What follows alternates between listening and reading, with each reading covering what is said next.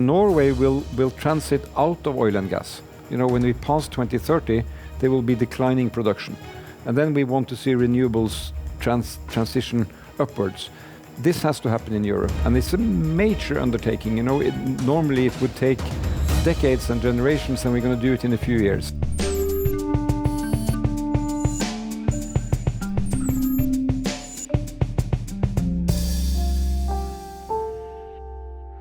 Hello and welcome to GZERO World. I'm Ian Bremmer, and on today's show, we are unpacking what it would really mean for Europe to stand on its own 54 feet.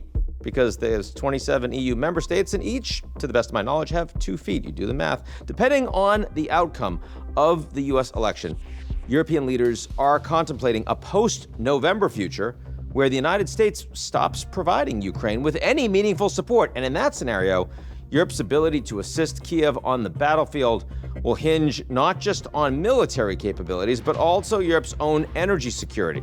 Because if the last 2 years have revealed anything, it's that external forces can easily cause another fuel crisis on the continent. A recent drop in global energy prices has been a welcome relief across Europe. Prices that fall can also rise, we know that, and the European bloc does remain vulnerable.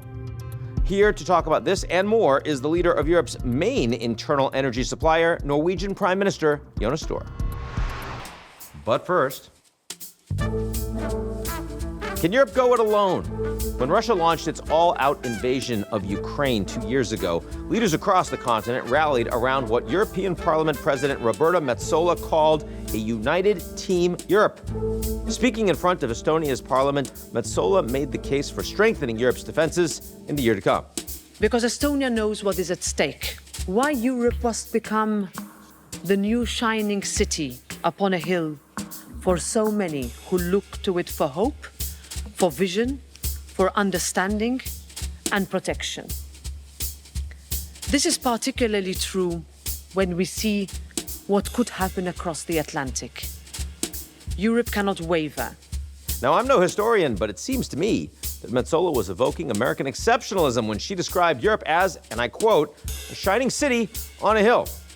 Nor am I a cartographer, but I'll bet my bottom euro that the country, quote, across the Atlantic that she had in mind was not Canada. And this happened. They asked me that question. One of the presidents of a big country stood up and said, well, sir, if we don't pay and we're attacked by Russia, will you protect us? I said, you didn't pay? You're delinquent? He said, yes, let's say that happened. No, I would not protect you. In fact, I would encourage them to do whatever the hell they want. You got to pay. You got to pay your bills. Former President Trump sparking a collective gasp from European leaders when he indicated he might not uphold America's NATO commitments. Though, to be fair, the only countries that aren't actually paying 2% of their GDP on defense are the ones that aren't at all likely to be invaded by Russia. So, the media's making too much of that. But still, it is becoming increasingly clear to European leaders that beginning in November, they very well may need to go it alone against Russia. So what does that mean in practical terms? In a word, energy. In 2 words, energy security. No amount of weaponry shipped to Ukraine's battlefields will matter if Europe can't keep its own homes lit or its factories running. In 2020, more than half of all the energy in the EU came from imports, and Russia was the main supplier of fossil fuels. Europe's post-pandemic recovery recently drove energy prices up, as did record-breaking heat waves and cold snaps, thanks to climate change. But when Putin launched his invasion of Ukraine, Europe had no choice but to cut off nearly all of its energy ties with Moscow. That resulted in a roughly $1 trillion energy bill for 2022 and increased inflation across the global economy. Since then, the fever has broken. Energy prices have plummeted in the past year, thanks in part to Europe's ability to stockpile large supplies of natural gas, and in part to a relatively mild winter, which decreased energy demand.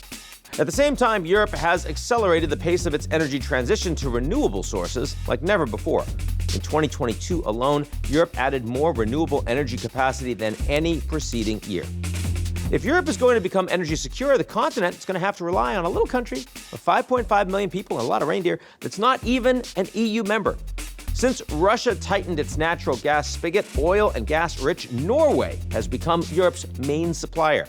But in a country where energy represents a third of its national exports, many Norwegians are eager to move away from fossil fuels. So how can Norway make that transition while also supporting Europe's growing energy needs?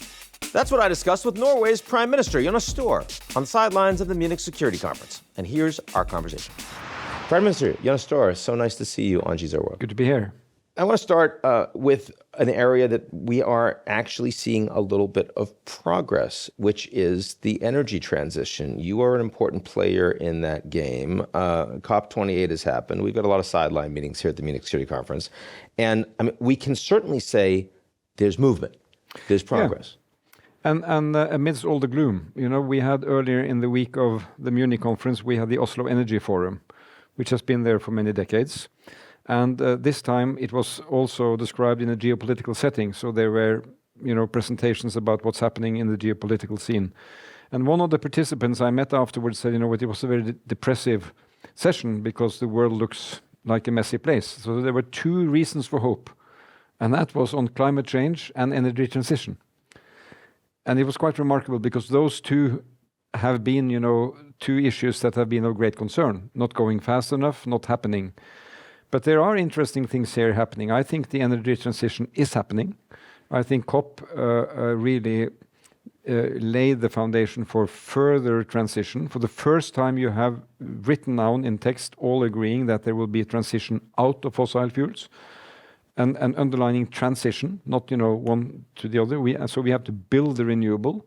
And with that happening, I think with the cost of solar, wind, and the new technologies coming down radically. Yeah. Radically. One issue, John Kerry and I launched at the last COP a green shipping initiative. No institution, no secretariat, no nothing. But industry has really taken on this. And now you have the construction of the first major car ferries, transporting cars with ammonia. And that was a few years ago seen to be happening in the mid-30s, and it's happening in the mid-20s. So, with technology, I think there are some very exciting things happening.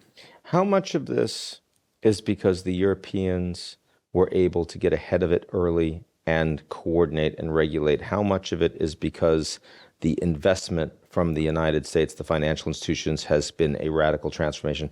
How much of it is because we have the United Nations and others getting the world together to talk about it in the same way? Where would you prioritize as we think about what we need for success in dealing with other global challenges where we're not seeing it? What were the preconditions, the antecedents that made this more possible? Well, I think you need all of the above in the sense that you need, you cannot make it unless you make the market economy be at the service of the transition. So there has to be real incentives to put your money there. There is enough money out in the world, and you need to get the incentives to be at the right place. So that's one thing. And then there is, the enormous power of technological change. Opportunities coming from a combination of the market incentives, political decision, but to share opportunities of technology. What I think is necessary, to have politics in politics, but also politics with industry. Take one example, storage capacity for renewables, battery. We know that is happening in our countries. In Norway, we have now some major battery factories being built. Where this is really needed is in emerging economies that will make the choice. Should we do 50 more coal-fired plants, or should we go for solar or wind?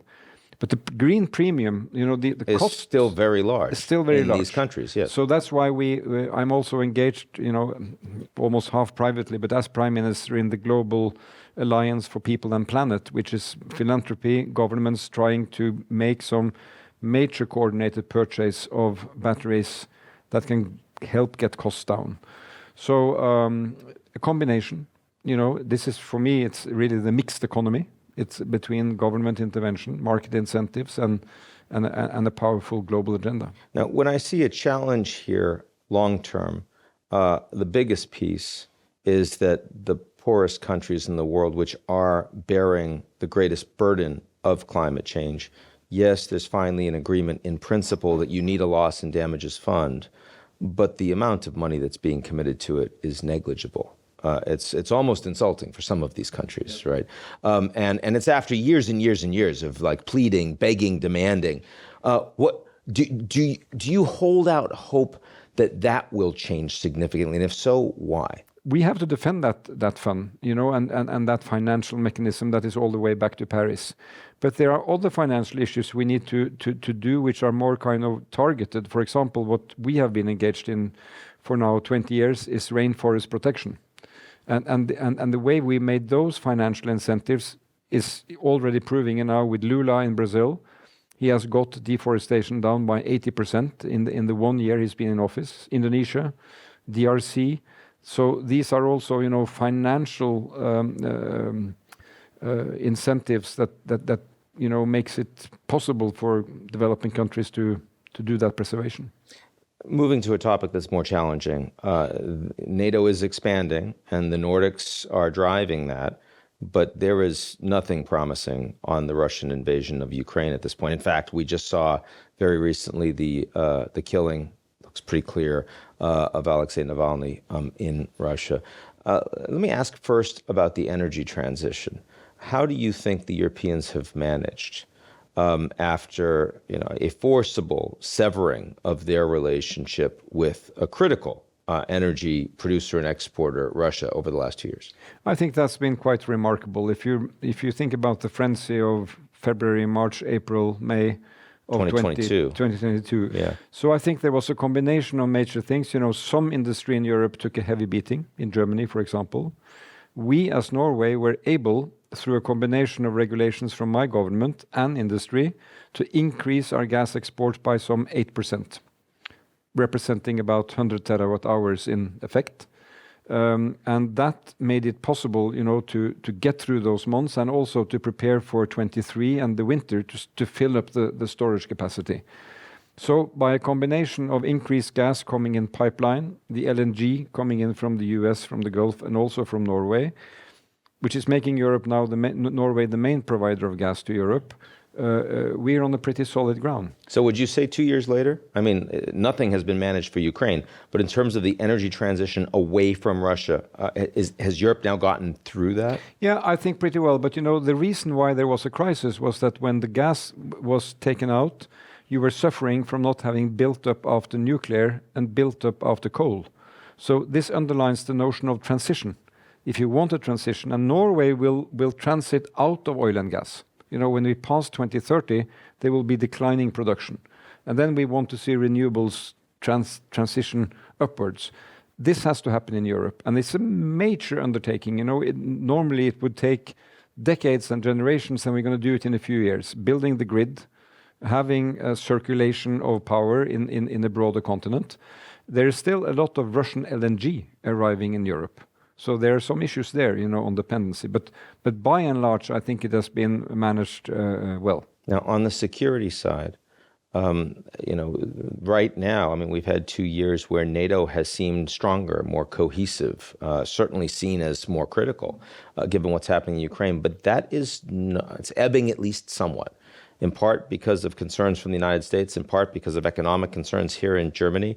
Tell me what you think is likely to happen and what you think needs to happen in the consolidation of the transatlantic alliance. First, I think, still, no matter how you turn it around, it is in the core interest of all NATO members to preserve NATO, not least for the biggest ally.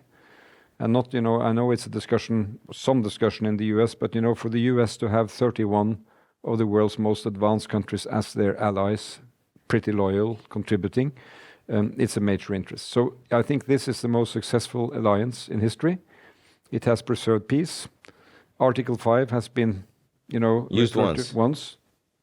By the Americans. By the Americans, or by the Europeans saying, we stand by you after 9/11. After 9/11, yeah. Mm-hmm. So, we have to preserve that. Then I think Europe should do more. Europe has done more, increased investment substantially. And could do more on coordination. We need to do more on industry. We are learning that scaling up car industry or ski industry or TV industry is easy. You can increase production. But increase production of 155 millimeter artillery, that's hard because you don't have the production lines.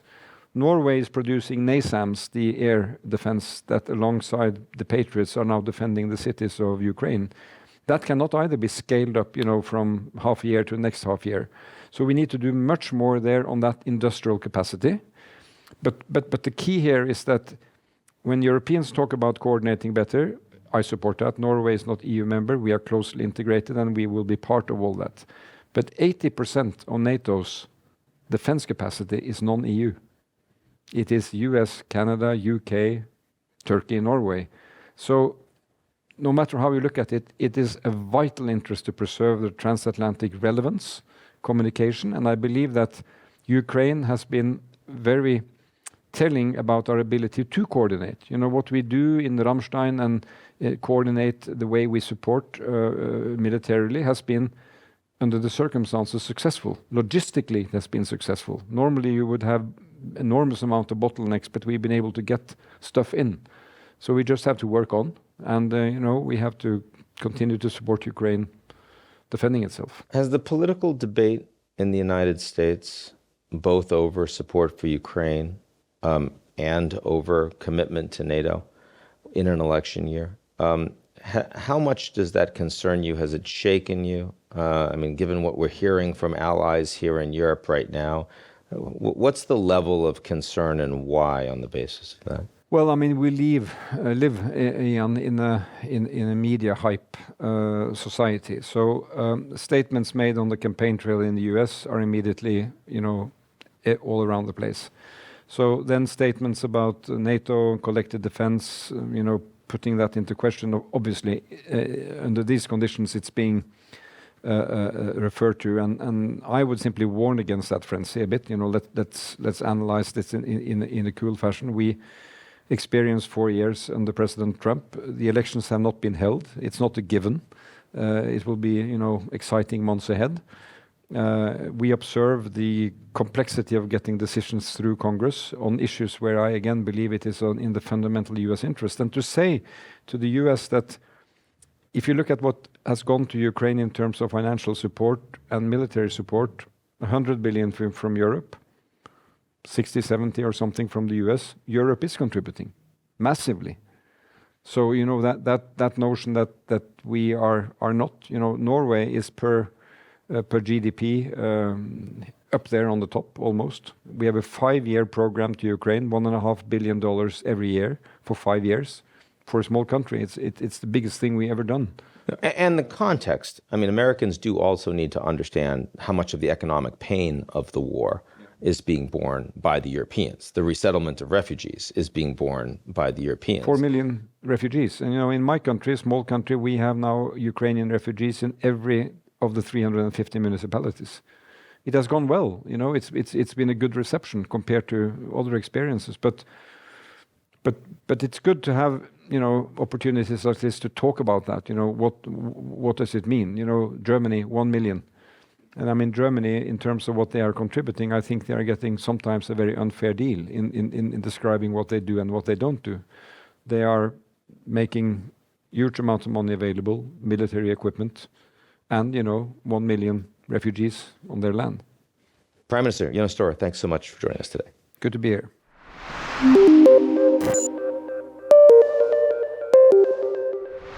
That's our show this week. Come back next week. And if you like what you've seen, or you just want more reindeer from Norway, you just like the Nordics, you want, really wealthy countries that are really tiny, you want to hang out with them, want to spend more time in Norway, or countries that sound like Norway, adjacent to Norway, we can take care of you. I want to take a moment to sign up for our most excellent daily newsletter. It's appropriately titled GZERO Daily.